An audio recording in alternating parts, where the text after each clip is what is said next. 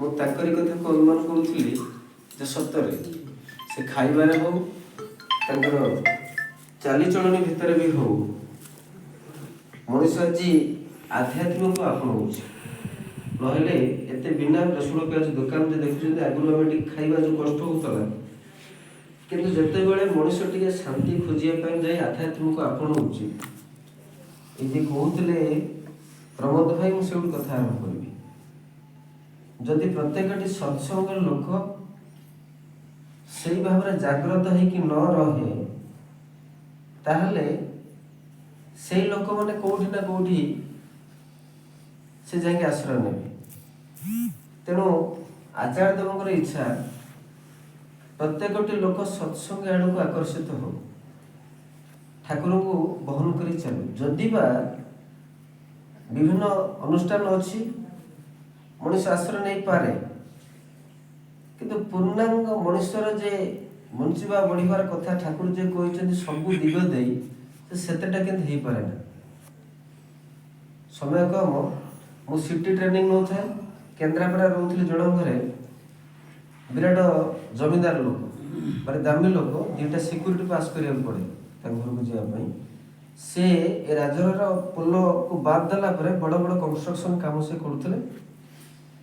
କିଛି ଅଧ ବୟସରେ ତାଙ୍କର ୱାଇଫ୍ ଡେଥ୍ ହେଇଯାଇଥିଲା, ତାଙ୍କର 2 ଜଣ ପିଲା। ମୁଁ ତାଙ୍କୁ ଜାଣିଛି। ଏଇ 2-3 ମାସ ତଳେ ମୁଁ ତାଙ୍କୁ ଦେଖା ହେଇଥିଲି ଏଇ ଗାଡ଼ି ଅପେକ୍ଷାରେ କେନ୍ଦ୍ରାପଡ଼ାରେ। ଦେଖା ହେଲା ପରେ ମୁଁ ଚିହ୍ନିଲି, ତାଙ୍କୁ ନମସ୍କାର କଲି। ସେ ଜାଣିପାରୁଛ? ମୁଁ ହଁ। ତାଙ୍କର ବ୍ୟକ୍ତିଗତ ଜୀବନକୁ ନେଇ କଥା ହେଲା ଭିତରେ ଦେଶୀ ସବୁ କଥା କହୁଥାନ୍ତି। କହିଲେ ସେତେବେଳେ ମୁଁ ଯେଉଁ ଅବସ୍ଥା, ଆଉ ପିଲାଦିନ କଥାଗୁଡ଼ା ସେ କହିଲେ, ମୁଁ ମଟର ବାଦାମ ବିକ୍ରି କରୁଥିଲି, ଅଭାବରେ ଚଳୁଥିଲି। କାଳକ୍ରମେ ବିରାଟ କଣ୍ଟ୍ରାକ୍ଟର ହେଇଛି, ବହୁତ ପଇସା କମାଇଛି। ଯେତେବେଳେ ସହୋଦର ଭଳି ଚାଲିଗଲେ, ସେତେବେଳେ ପିଲାମାନଙ୍କୁ ମୁଁ ଖାଲି ପଇସା ଭିତରେ ଚାଲୁଥିଲି। ମୋତେ ସେ ଜାଣିଛନ୍ତି ମୁଁ ଠାକୁରଙ୍କର ଦୀକ୍ଷା ନେଇଛି।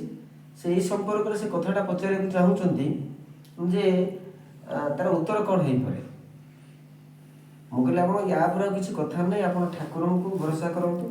ନା ଏମିତି ସମୟ ଆସିଛି, ରାତିରେ ମୁଁ ଡରିକି ଶୋଉଛି। ବଡ଼ ପୁଅ ଯେତେବେଳେ ନିଶାଶୁକ୍ତ ହେଇକି ଫେରୁଛି, ପିଲାମାନେ ସବୁ ଏତେ ୱାଇୱାଡ଼ ହେଇଯାଇଛନ୍ତି, କାଳେ ବାବାଙ୍କୁ କେତେବେଳେ ସେ ଅସମ୍ମାନ କରିଦେବ, ସେଇ ଇଏରେ ମୁଁ ମୋ ଘର କବାଟ ଦେଇକି ମୁଁ ଶୋଉଛି। ଅନିରୁଦ୍ଧ, ମୋ ଜୀବନରେ କେତେବେଳେ ମୁଁ ଭୁଲ କରିଛି ବୋଲି କାହିଁ ମୁଁ ମନେ କରୁନି। ବୋଲେ ଆପଣ କ'ଣ କହିବାକୁ ଚାହୁଁଛନ୍ତି? କହିଲେ ଯେତେ କଷ୍ଟ, ଯେତେ ୱାର୍କ ଲୋଡ଼ ଥିଲେ ବି ମୁଁ ରାତି 4ଟାରୁ ବଳଦେବଜୀ ମନ୍ଦିରକୁ ଯିବି ଦର୍ଶନ କରିବା ପାଇଁ। ଖରା ହଉ, ବର୍ଷା ହଉ, ଝଡ଼ ତୋଫାନ ହଉ, ମୁଁ ବଳଦେବଜୀ ମନ୍ଦିରକୁ ରାତି 4ଟାରେ ଉଠିଯିବି, ମଙ୍ଗଳ ଆରତୀ ଦର୍ଶନ କରିବି, ପ୍ରଭୁଙ୍କର ପହଡ଼ ଖୋଲିବୁ। ଏଇଟା ସବୁଦିନ କରେ। ଠାକୁରଙ୍କୁ ଡାକି ମୋ କର୍ମରେ କେଉଁଠି ମୁଁ ଅବହେଳା କରିନି। ତାହେଲେ ଏତେ ଆଜି ଅବସ୍ଥା ଏମିତି କାହିଁକି? ମୋର ସେଇଠି କଥା ମନେ ପଡ଼ୁଥିଲା। ବୋଲେ ଆପଣ ଯେ ରାତି 4ଟାରେ ଜୀବନ ସାରା ବଳଦେବଜୀ ମନ୍ଦିରକୁ ଯାଇଛନ୍ତି, ସାଙ୍ଗରେ କେତେବେଳେ ପିଲାମାନଙ୍କୁ ନେଇଛନ୍ତି? ସେ କହୁଥିଲେ, କହିଲେ ନା ସେମିତି ନୁହଁ, ପିଲାମାନଙ୍କର ପରିବାରର ମଙ୍ଗଳ ପାଇଁ ତ ମୁଁ ଯାଉଥିଲି। ଆଜି ପ୍ରାୟ ଅବସ୍ଥା ସେମିତି ଦେଖାଯାଇଛି।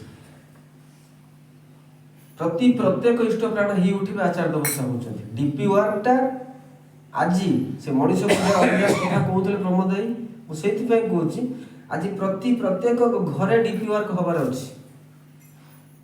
ଆଉ ସତ୍ସଙ୍ଗ ଯାହା ବେଶ୍ ତାହା ହେଉଛି ଭଲ ପାଇବା। ଠାକୁର କହିଲେ ମୁଁ ଗୋଟେ ସାମ୍ରାଜ୍ୟ ତ୍ୟାଗ କରିଦେଇପାରେ, ଗୋଟେ ମଣିଷକୁ ଛାଡ଼ି ପାରିବି ନାହିଁ। ଠାକୁର ଥିଲାବେଳେ କହୁଥିଲେ, ତା 5ମ ପିଢ଼ିରେ ଆସି ପହଞ୍ଚିଲାଣି। ସେ ଯେ କହୁଥିଲେ ତାହା ନୁହଁ, ଉଦାହରଣ ଦେଉଥିଲେ। ସେଦିନ ପାଖରେ ଥାନ୍ତି କେଷ୍ଟଦା, ଠାକୁର ଥାନ୍ତି, ଖୋଲାମେଲା ଠାକୁର ଥିଲାବେଳେ ଜାଗାଟା। ଆଉ ସେତେବେଳେ ଗୋଟେ କୁକୁର ସେ ବାଟ ଦେଇକି ଯାଉଛି, ମେଞ୍ଚାଇ ଖଣ୍ଡ ତାର ଛୁଆ, ଆଉ ସେ କ୍ଷୀର ଖାଇବାର ଲାଳସାରେ କୁକୁର ଛୁଆ ଗୁଡ଼ା ଗୋଡ଼େଇଛନ୍ତି। ଯେତେବେଳେ ସେ ମା କୁକୁରର କ୍ଷୀର ଖାଇବା ପାଇଁ ସେ ଇଏ ହେଇଛନ୍ତି, ମାଆଟା ଶୋଇପଡ଼ିଛି, ଛୁଆମାନେ କ୍ଷୀର ଖାଉଛନ୍ତି ମାଆ ଠାରୁ। ସେତେବେଳେ ସେ ଠାକୁର କହୁଛନ୍ତି, କେଷ୍ଟଦା, ଏ କୁକୁର ଛୁଆଟା ଭାରି କୌତୁକିଆ ହେଇଛନ୍ତି, ଭାରି ସୁନ୍ଦରିଆ କୁକୁର ଛୁଆଟା, ଛୋଟବେଳେ ଭାରି ସୁନ୍ଦର। ସେତେବେଳେ କେଷ୍ଟଦା ପଚାରୁଛନ୍ତି, ଠାକୁର କ'ଣ କହିବାକୁ ଚାହୁଁଛନ୍ତି? ନା ସେ ଗୋଟେ ଛୁଆ ଆଣିକି ତମେ ରଖୁନ। କେଷ୍ଟଦା ଗୋଟେ ଛୁଆ ଆଣିଛନ୍ତି, ତାକୁ ରଖିଛନ୍ତି, ଲାଳନ ପାଳନ କରୁଛନ୍ତି। ଛୁଆଟା ବଡ଼ ହେଇଛି, ଏମିତି 2-5 ମାସ ଭିତରେ। ଯେତେବେଳେ କେଷ୍ଟଦା ସବୁବେଳେ ଆସୁଛନ୍ତି ଆଶ୍ରମକୁ, ସେତେବେଳେ ସେ କୁକୁରଟା ମଧ୍ୟ ଆସୁଛି। ଠାକୁରଙ୍କ ନଜର ପଡ଼ିଲା।